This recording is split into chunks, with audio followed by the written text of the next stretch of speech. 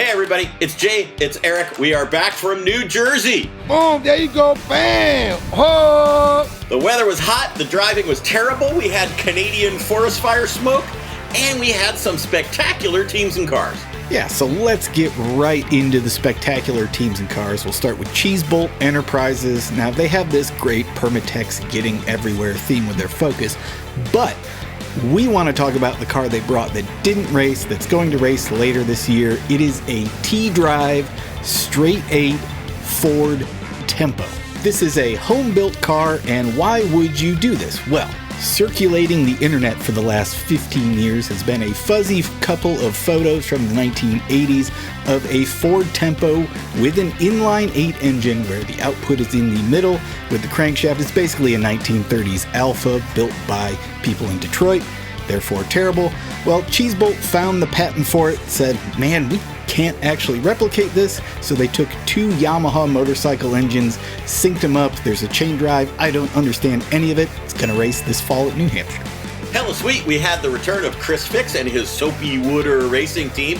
eBay Motors sponsors these guys, and in the span of a few short years, they have kind of figured it out. I am not gonna spoil it because I'm sure he's gonna do his own video, but let me just say it's proving lemons, not that hard.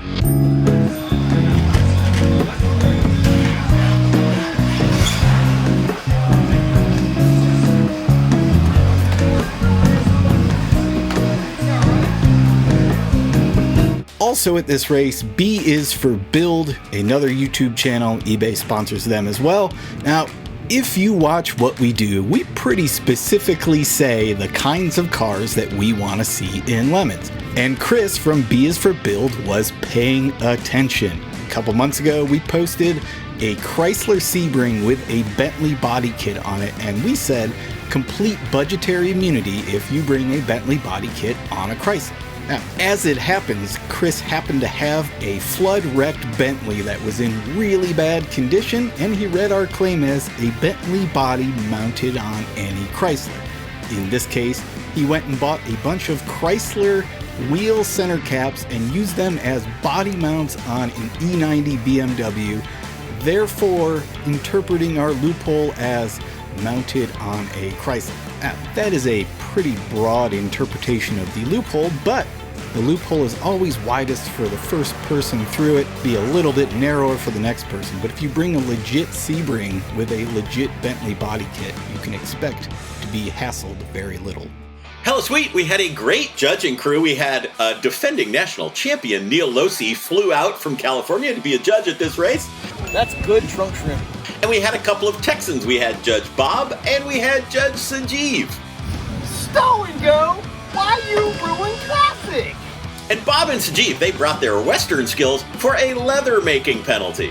The judges also implemented some good old-fashioned clean up the penalty box when your car pukes antifreeze. They brought plenty of puzzles that were not made up of old engine parts. And they did the classic Bob Ross penalty, except they modified it so that a team had to paint the back cover of Ric Flair's To Be the Man autobiography.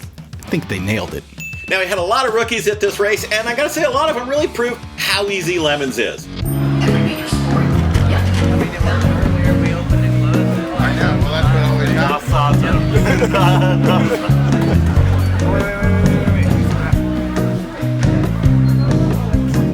Waka Motorsports brought us a Slows No Improvement theme. They blew a hole in their engine block. Welcome to Lemons. Cementhead brought a Ford Ranger. You're welcome, Sanjeev. They had a great strategy for putting extra weight over that unloaded rear axle. Slippery Slope had a BMW with a pretty good snowboarder theme. Denton Dirty Dipsticks, the Three Musketeers. How come we haven't seen this before? Slow but still angry, we can't believe someone ruined this wide-body BMW 3 Series. Oh, that was the before pick. Alright. These dudes basically ended up getting a long ago awesome Street Machine BMW from someone who just needed it to go away. Now, it turns out the doors didn't work from the outside, so they had to crawl in from the trunk through the completely roached interior just to get the door open. Sorry about your hantavirus, dude. They pulled up the carpet when they finally towed it home to discover a watermelon-sized hole under the pedal box.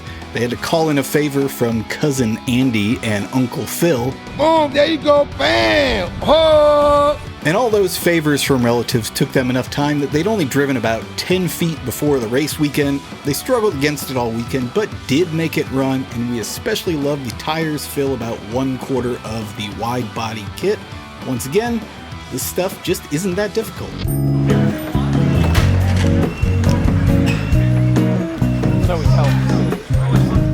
P1 Exotics entered an all-women team. They were awesome, but they didn't give the all-women team their normal, terrible Miata. Instead, they gave them the treat of this V6 Firebird, and they prepared it perfectly. Hi there. Amazon Basics 10W30. It's the best oil.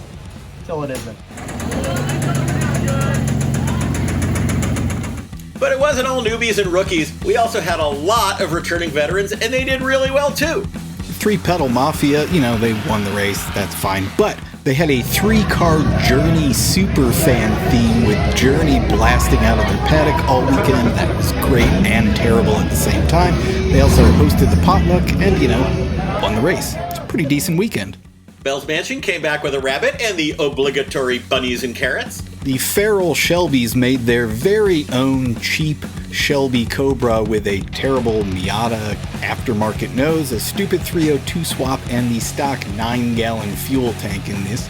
Kind of horrible choices for endurance racing. They don't care. They were dressed as chicken sandwiches and handing out chicken sandwiches. Theming? Just not that difficult. The Neighborinos and their Scion, these guys, by the way, well on their way to becoming legends. Keep it up, guys. They gave up their winning Sheets versus Wawa theme at their last race. This time they were Australians.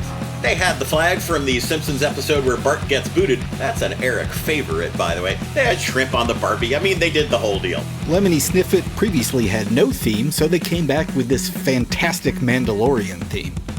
This is the way. This is the way. The Glue Sticks returned. They are building on their Dale Strimple theme. This time they said, Dale, you're not getting enough love. We're going to get you a strip. You know what never gets old, Jay? What's that? Turtle Eclipse of the Heart. So true. There's nothing I can do. The total eclipse of the heart. You know what else never gets old, Eric? What's that?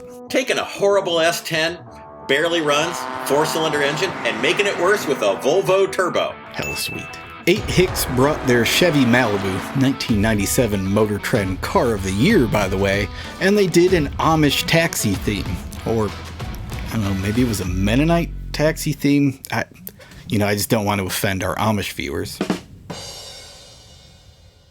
No barn raising this weekend, but they did bring their butt-excellent pit vehicle, which is a light tractor on drag slicks. And on the subject of pit vehicles, we had these 2 excellent options. However, not everybody had a great weekend. Team Slow and Mellow, they got this Acura Integra. For a while, they were the paragon of noobs. They were like top 10 finishes that came out of nowhere. Well, that's over. They've blown up their B-Series hot rod motor, and I don't know, the last 4 races in a row, they said, screw it, we're going to get smart, low stress, CRV 4-cylinder, just going to run and run and run. 7 laps total. Another tough weekend was SBD Racing in their Dodge Neon. Now, 2 years ago we saw them, they blew up the stock engine. Last year they put in a PT Cruiser engine, as you do, and they learned how to do a head gasket. This year they warped the head on test day, but they decided they could probably cover the overlap with a bit of JB Weld. They were very concerned about that. Turns out, JB Weld, fine, perfectly executed. Unfortunately, we've learned in their first time the car actually ran that they are terrible at driving. Maybe something to work toward next year. Team Sputnik had a terrible weekend. Don't they always? They blew up the motor in their Impulse, had to go all the way home, get their horrible saws-all apart, barely running Nissan, brought that thing back, it barely worked.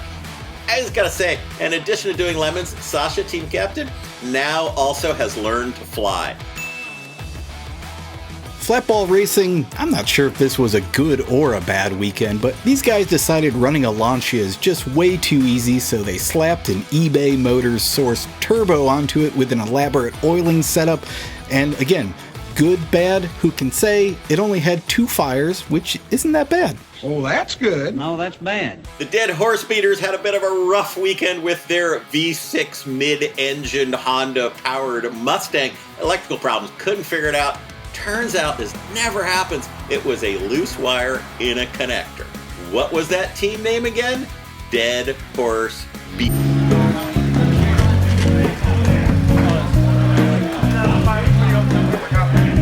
Sesame Street Outlaws have run Saturns since 2009. For the first time, they brought 3 Saturns to one race. 2 of them were the twin cam ones. Guess which ones blew up? The third one, the slow one, won Class C. And before moving on to the trophies, what I love most about this race is we had a bunch of old, terrible stuff. That was awesome.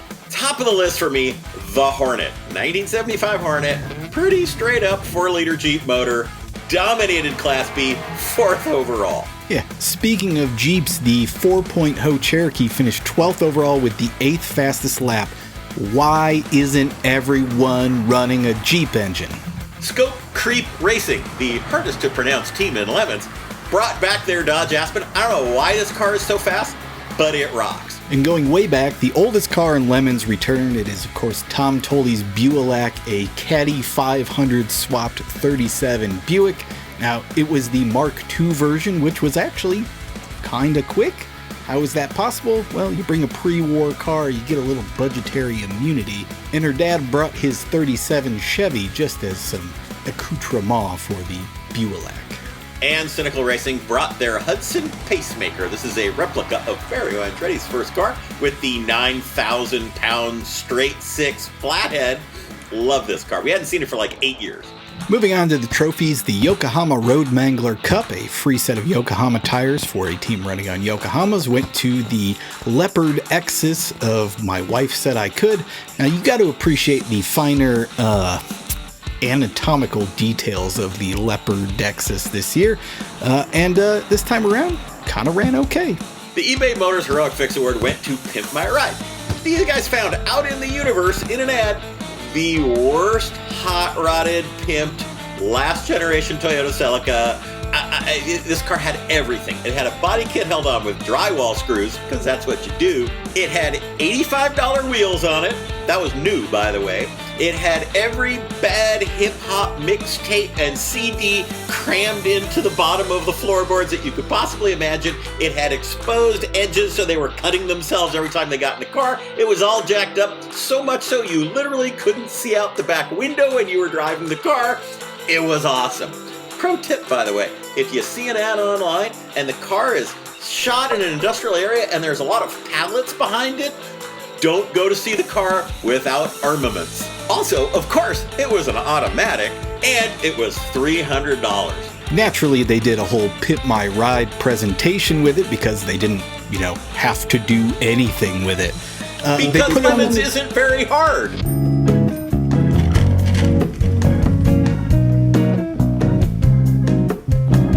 Team Captain Brian was driving it at the very beginning of the race, and on lap 3 his teammates asked him over the radio, "Hey, how are the gauges?" And he said, "They look great." And then 30 seconds later, the temperature was reading about 270.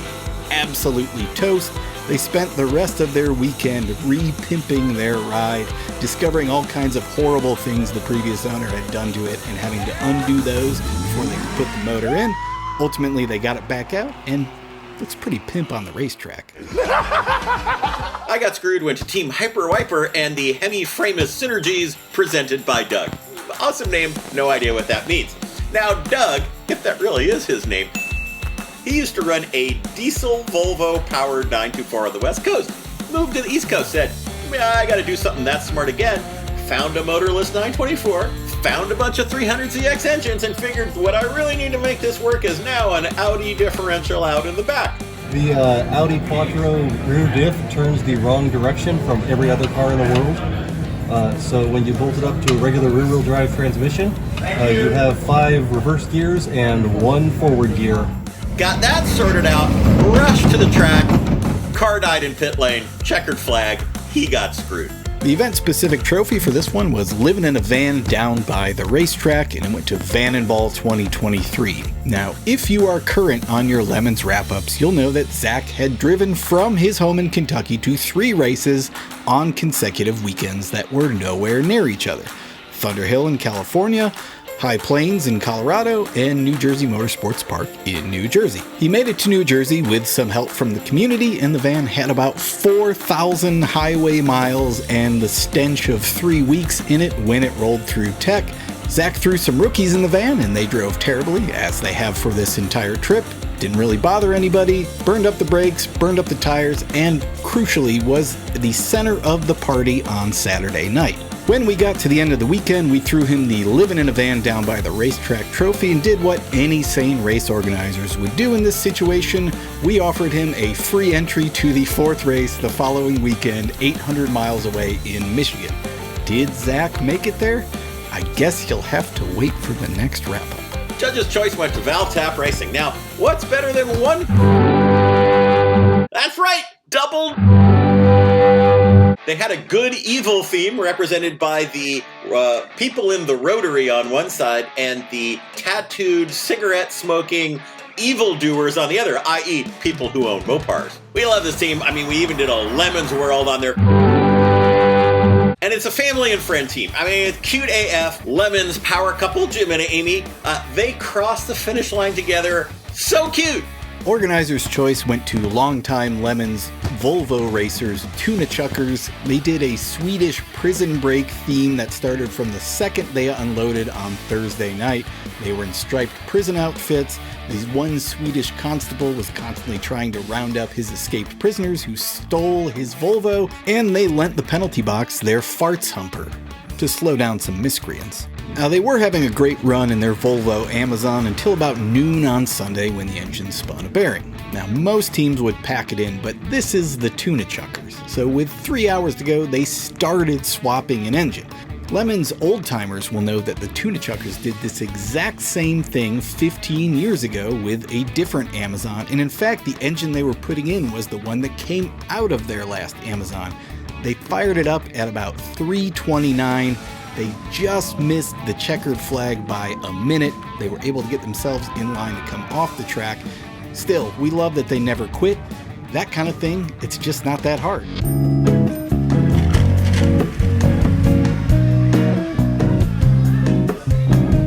The Halloween Meets Gasoline Trophy went to Garage Heroes in Training and their Isuzu Ombre. They did a dodgeball theme. This included revealing uniforms and unibrows and, all the dodgeball movie tropes. It's a bold strategy, Cotton. Let's see if it pays off for them. But the best thing, the dodgeball game broke out pretty much everywhere constantly. In the penalty box, at Tech, open heart surgery in the medical center, at the potluck, at the awards. I'm surprised nobody got a concussion. Possibly they did. They owned this all weekend long, never got out of costume. Awesome. That brings us at last to the Index of Affluency, which went to British Empire Strikes Back and their Sunbeam Alpine. Now, this particular car has never turned more than about 10 laps in 4 races, so the bar was pretty low for them to get the IOE, but it ran all weekend, much like a, tractor. And, hey, Jay, have you driven a Sunbeam? Yeah, of course, they're even worse than you think. That's what I thought. Now, as it turns out, they won the Index of Affluency on the same weekend as the real big race in France. And as far as we know now, the Sunbeam Alpine is the only car ever to win the Index of Affluency and the Index of Efficiency, which it won in 1961, while Ferrari won the overall race. And this year, Ferrari won the overall race in France for the first time since the 60s. Jay, what does it mean? I don't know. It's the world's coming to an end. Here's Lemons in a nutshell. Hey, welcome to Pimp My Ride. We heard that your pullout game is strong, so we pulled the whole engine out of here for you. We heard that you like to go fast, so we did the whole race in 13 minutes. We heard you like it clean, so we had the new engine pressure washed. And we heard you know all about lift on the 2CZ. So it's It's been in the air all day. Every second you don't subscribe or watch one of these videos, another Vega is sent to the crusher. Won't you help us save Classic?